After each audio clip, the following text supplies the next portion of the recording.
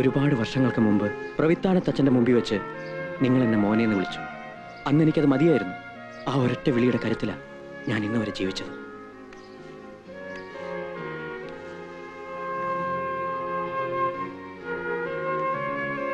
പക്ഷേ ഇന്നെനിക്ക് നിങ്ങളെ വേണം. നിങ്ങളെ മാത്രം പോരാ, മരിച്ചുപോയ എൻ്റെ മമ്മിയെ വേണം. എനിക്കൊരു കുടുംബം വേണം. എൻ്റെ മകൻ എന്നെ പോലെ അനാഥനായിട്ട് വേദനിക്കരുത്. സണ്ണി, ഇഷ്ടപ്പെടുന്ന പെൺകുട്ടിയുമായി ഞാൻ നാട്ടിൽ വരും, എൻ്റെ വീട്ടിൽ വരും. സണ്ണി, എന്നെ അവഹേളിക്കരുത്. ഞാൻ നിന്റെ പേരിൽ ഇവിടെ ഒരു ഫ്ലാറ്റ് എടുത്തു തരാം. എത്ര രൂപ വേണമെങ്കിലും നിന്റെ പേര് ഡെപ്പോസിറ്റ് ചെയ്യാം. നമ്മൾ മാത്രം അറിഞ്ഞാൽ മതി. എനിക്ക് ഡെപ്പോസിറ്റും ഫ്ലാറ്റും കറൻസിയും ഒന്നും വേണ്ട. I need my existence. എനിക്കൊരു മേൽവിലാസം വേണം. നിങ്ങൾ എൻ്റെ അച്ഛനാണെന്ന് ഞാൻ മാത്രം അറിഞ്ഞാൽ പോരാ.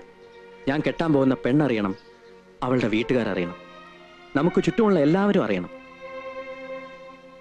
ഇത്രയും കാലം ഈ അപമാനത്തിൽ നിന്ന് നിങ്ങളെ ഞാൻ രക്ഷിച്ചു. ഇനി നിങ്ങൾ എന്നെ രക്ഷിക്കണം. നടക്കാത്ത കാര്യമാണ് നീ ആവശ്യപ്പെടുന്നത്. നിങ്ങൾ എന്നെ അംഗീകരിച്ചേ പറ്റൂ.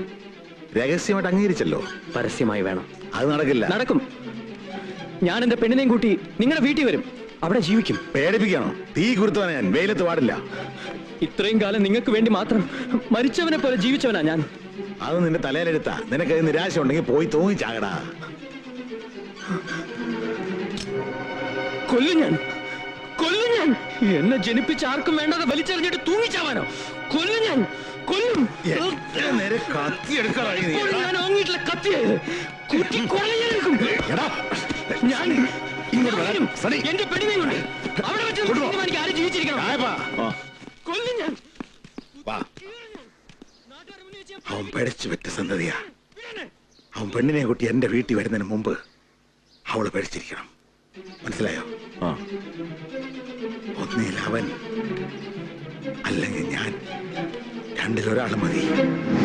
ഇതൊരു വാനിന്റെ കീ മാത്രമല്ല, നല്ലൊരു ചാൻസിന്റെ കീയും കൂടാ. അവൾക്കൊരു സംശയവും തോന്നാത്ത രീതിയിൽ വേണം പൊക്കിക്കൊണ്ടുപോകാൻ. പൊയ്ക്കോ, പോയി നേരം വെളുക്കുന്നത് വരെ ആഘോഷിച്ചു.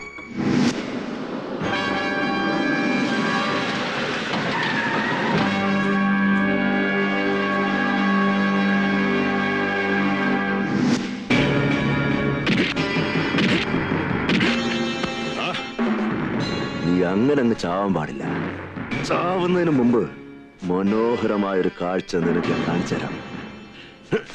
നീ പ്രേമിച്ച പെണ്ണിനെ ആണുങ്ങൾ ഇപ്പൊ അനുഭവിച്ചുകൊണ്ടിരിക്കുക. നീ അത് കാണണം. കണ്ടേച്ച് ചത്താ മതി.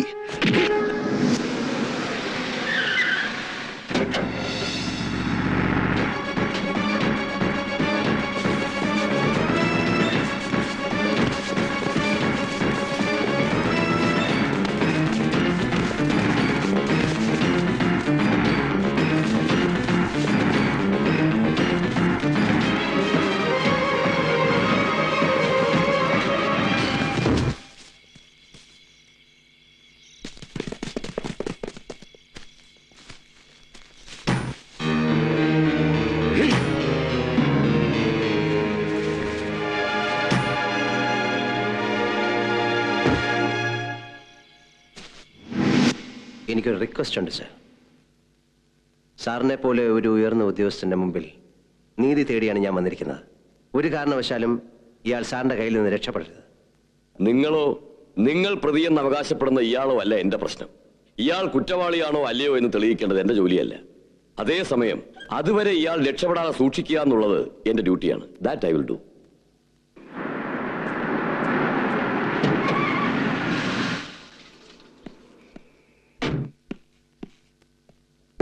May I come in, sir? Yes.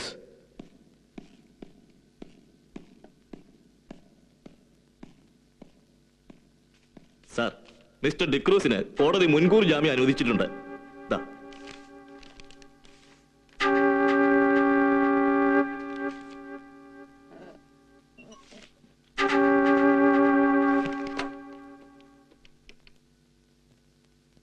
ആ പേപ്പേഴ്സ് ഒക്കെ വെരിഫൈ ചെയ്ത് ഡിക്രൂസിനെ റിലീസ് ചെയ്യൂ. Sir, you may go. Thank you sir. No, ഞാൻ സമ്മതിക്കില്ല. Varghese, what the hell are you doing? D'Cruz. Sir, you should understand one thing. നിയമത്തിന് ഒരുപാട് ലൂപ്പ് ഹോൾസ് ഉണ്ട്. അതിലൂടെ ആർക്കും രക്ഷപ്പെടാം. നമ്മൾ ഹെൽപ്ലെസ് ആണ്. നമ്മളല്ല, നിങ്ങൾ ഹെൽപ്ലെസ് ആണ്. ക്ഷമിക്കണം സാർ. നീതി സംരക്ഷിക്കാൻ സാറ് യൂണിഫോം ഇട്ടിരിക്കുന്ന അങ്ങയുടെ ശരീരത്തിലാണ്, ഞാനിത് ഇട്ടിരിക്കുന്ന എന്റെ ആത്മാവിലാണ്. അതുകൊണ്ട് നമ്മൾ തമ്മിൽ വ്യത്യാസമുണ്ട്. ഞാൻ ഹെൽപ്ലെസ് അല്ല. നോ മിസ്റ്റർ വർഗീസ്, നിങ്ങളുടെ ഈ ധാർമ്മിക രോഷം എനിക്ക് മനസ്സിലാവും. പക്ഷെ അതുകൊണ്ട് കാര്യമില്ല. You should accept the reality. ഈ നിയമം ആർക്ക് വേണ്ടിയാണ് സാർ? അതാരെയാണ് സംരക്ഷിക്കുന്നത്? I will fight for truth and justice. വെറ്റിലയും കിഴിപ്പണവും വെച്ച് ആചാരപ്രകാരം അംഗം കുറിച്ചിട്ടില്ലെങ്കിലും നാളെ ഞാൻ അംഗത്തട്ടിൽ കയറും. അതാണ് നമ്മുടെ പഴയ കോടതി. അവിടെ ആത്മാവും ശരീരവും ആയുധമാണ്. വാക്കുകൊണ്ടല്ല, അവിടെ ആയുധം കൊണ്ട് വാദിക്കണം. രക്ഷപ്പെടാൻ ഒരുപാട് പഴുതുകളില്ല സാർ. ഒരൊറ്റ പഴുതേ ഉള്ളൂ, മരണം. അത് പഴുത് മാത്രമല്ല, വിധി കൂടിയാണ്. ഒന്നുകിൽ കൊല്ലും, അല്ലെങ്കിൽ കൊല്ലപ്പെടും. വർഗീസ്, ലോ ആൻഡ് ഓർഡർ നിങ്ങൾ കയ്യിലെടുക്കരുത്. You have no right for it. Hello. ഒരബദ്ധം പറ്റി സർ. എന്തബദ്ധം? നമ്മുടെ കണക്കൂട്ടലുകളൊക്കെ തെറ്റിപ്പോയിരിക്കുക. വർഗീസ് എന്തുണ്ടായി? ഹലോ ഡിക്രൂസ്, എന്തുണ്ടായി? അത് പിന്നെ സാർ, എന്റെ ട്രാൻസ്ഫറിന്റെ ട്രാൻസ്ഫറോ? നീ എന്താ പിച്ചും പേയും പറയുന്നേ?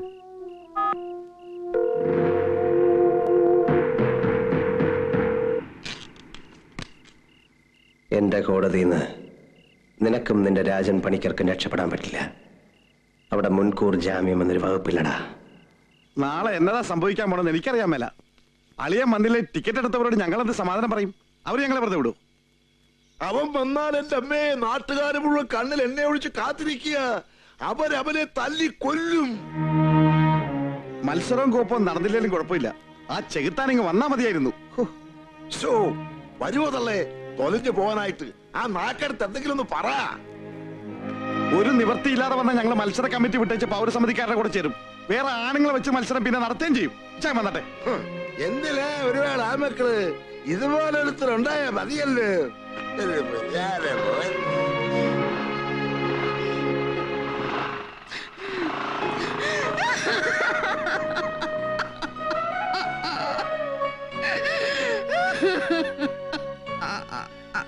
അമ്മച്ചി, അമ്മച്ചി,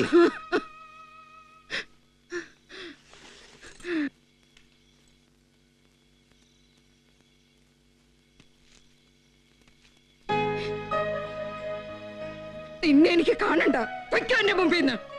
അമ്മച്ചി, മിണ്ടിപ്പോരുത്.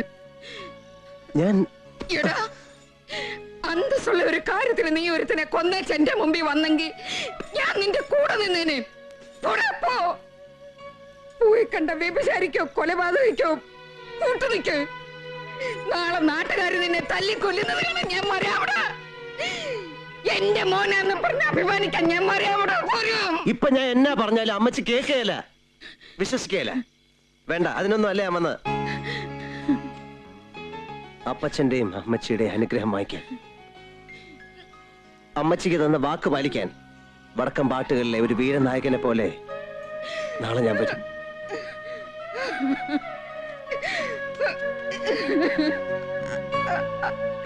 തെറ്റിദ്ധാരണ പോലും. തീയില്ലാതെ പുകയുണ്ടാവോ വർഗീസേ? കർത്താവിന് നിരക്കാത്ത വഴികളിലൂടെയാ നീ സഞ്ചരിച്ചുകൊണ്ടിരിക്കുന്നത്. നിനക്കറിയാമോ, നാട്ടുകാരുടെ നീ ഒറ്റപ്പെട്ടോണ്ടിരിക്കുക. എനിക്കത് സങ്കടമുണ്ട്. ഞാൻ എന്റെ മനസാക്ഷിക്ക് വിരുദ്ധമായി ഒന്നും ചെയ്തിട്ടില്ലച്ചോ. നിന്റെ മനസാക്ഷിയുടെ സുവിശേഷം ഒന്നും എനിക്ക് കേൾക്കണ്ട. വന്ന കാര്യം പറഞ്ഞിട്ട് ഏത് തെമ്മാടിക്കുള്ളിലേക്കാണെങ്കിലും നീ പൊയ്ക്കോ. പക്ഷേ ഒരു കാര്യം നീ ഓർത്തോ, എന്റെ മക്കളിൽ ഒരുത്തനെ കൊന്നവനാ ശ്യാം. അവനെയാ നീ സംരക്ഷിക്കുന്നത്. സണ്ണിയെ കൊന്നത് ശ്യാമല്ലച്ചോ. അത് എന്നോട് പറഞ്ഞിട്ട് എന്താ കാര്യം? പോയി നാട്ടുകാരോട് പറ. നാളെ നാട്ടുകാരത് അറിയുമച്ചോ. അതുവരെ ഒരു കുമ്പസാര രഹസ്യം സൂക്ഷിക്കുന്ന പോലെ ഇവളെ അച്ഛൻ സൂക്ഷിക്കണം. മായ എല്ലാത്തിനും സാക്ഷിയാണച്ചോ. അച്ചോ, ഇവളോടൊപ്പം സണ്ണിയുടെ ആത്മാവുണ്ടച്ചോ. അച്ഛൻ വിശ്വസിച്ചാലും ഇല്ലെങ്കിലും ശ്യാമിന്റെ അമ്മമാരോട് പോയി പറയണം, അവൻ നിരപരാധിയാണെന്ന്. നീർന്ന മനസ്സുകൾക്ക് അതൊരു ആശ്വാസമാകും അച്ചോ.